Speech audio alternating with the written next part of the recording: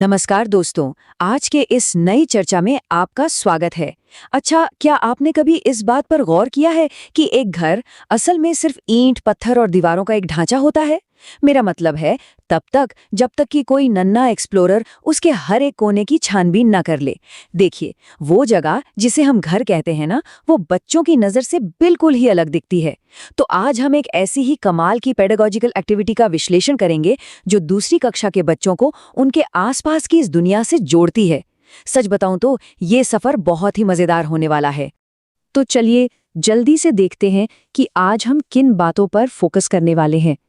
हम शुरुआत करेंगे घर की खोज के मिशन से, फिर समझेंगे इसकी छिपी हुई वास्तुकला को, उसके बाद रहने की जगह को मापना, परिवार और पर्यावरण की चर्चा, और आखिर में सबसे पसंदीदा कोना। अब इस मुख्य स्रोत को ही ले लीजिए, ये बेहद रंग बिरंगी वर्कशीट जिसका नाम है अपने घर को जाने। ध्यान दीजिए, इसमें अलग अलग बच्चों के चित्र और उनके दिमाग में चल रहे थॉट बबल्स इस डिजाइन को कितना शानदार बनाते हैं, है ना? ये ना सिर्फ सवालों का बुलिंदा नहीं है, बल्कि किसी भी नन्हे बच्चे के अंदर की जिज्ञासा, उसकी क्यूरियोसिटी को जगाने का एक बहुत ही स्ट्रक्चर्ड तरीका है। ये एक ऐसी बुनियाद है जो उन्हें अपने ही घर को बिल्कुल नए नजरिए से देखने पर मजबूर कर देती है। तो आइए बढ़ते हैं अपने पहले पड़ाव की तरफ, the home exploration mission, setting the stage for discovery. यहाँ से इस पूरी खोज की मेथोडोलॉजी तय होती है।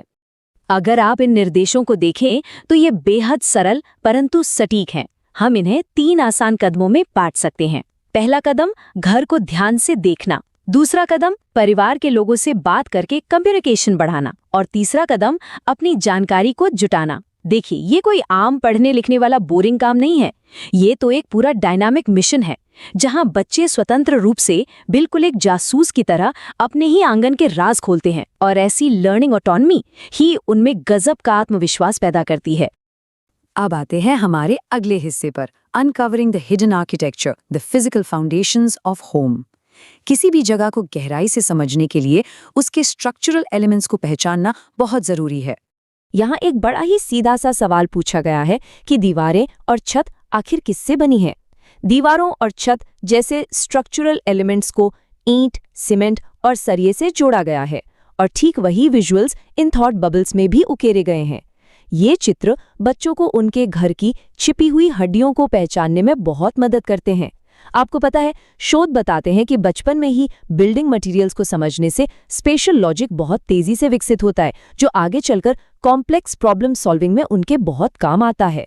संरचना को समझने के बाद चलिए बढ़ते हैं अगले भाग पर, quantifying the living space, turning observation into numbers. यहाँ बारी आती है बुनियादी मैथ और स्पेशल अवेयरनेस की। अब इस कड़ी में जो बात सबसे दिलचस्प है वो है ये सवालिया निशान।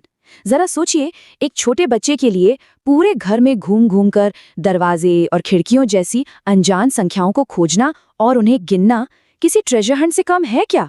ये कोई आम मैथ क्लास नहीं चल रही है। ये एक ऐसी एब्स्ट्रैक्ट मैथमेटिकल एक्सरसाइज है जो उन्हें अपने आसपास की फिजिकल जगह को लॉजिकली और मैथमेटिकली प्रोसेस करना सिखाती है। बिना किसी बोरिंग ब्लैकबोर्ड के प्रैक्टिकल मैथ सिखाने का इससे बेहतरीन उदाहरण क्या ही होगा। इस ऑब्जर्वेशन के दरअसल 2 पहलू हैं। एक तरफ कमरे और किचन जैसी जगह है जो हमें चारों तरफ से घेरकर एक सुरक्षा का एहसास देती हैं। वहीं दूसरी तरफ दरवाजे और खिड़कियां, ये वो बाहरी सीमाएं हैं जो इस सुरक्षित आशियाने को उस बड़ी बाहरी दुनिया से जोड़ती हैं। अंदर की सुरक्षा और बाहर के कनेक्शन के बीच का ये डिस्टिंक्शन ना बच्चों की स्पेशल अवेयरनेस को अगले ही स्तर पर ले जाता है। ये उन्हें सिखाता है कि घर सिर्फ एक बंद डब्बा नहीं है, बल्कि बाहरी दुनिया से जुड़ा एक जीवित, सांस लेता हुआ हिस्सा है। इसी के साथ हम आते हैं the family and ecosystem, the life with in the walls.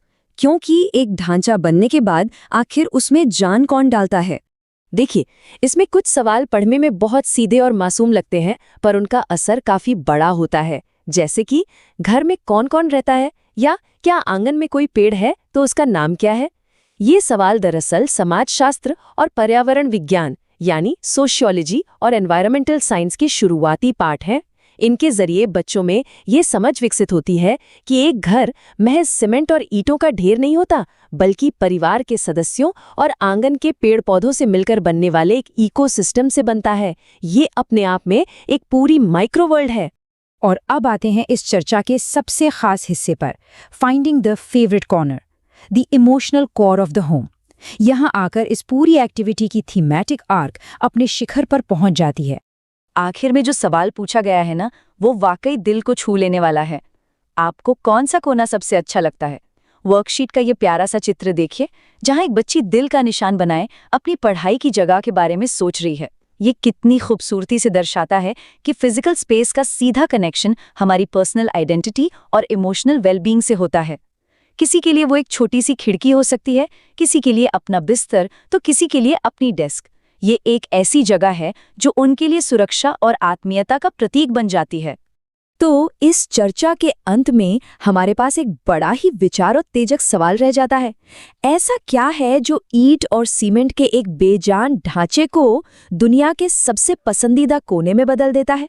ये छोटी सी वर्कशीट हमें याद दिलाती है कि सीखना सिर्फ किताबों के पन्नों तक महदूद नहीं है। ये एक ऐसी साधारण सी दिखने वाली एक्टिविटी है जो भौतिक संरचना और एक गहरे भावनात्मक रिश्ते के बीच खूबसूरत पुल बनाती है। इस विश्लेषण से जुड़ने के लिए आपका बहुत बहुत शुक्रिया। इस सवाल पर गौर जरूर कीजिएगा और सोचिए कि एक घर का सबसे पसंदीदा कोना असल में हमारे बारे में क्या बयान करता है।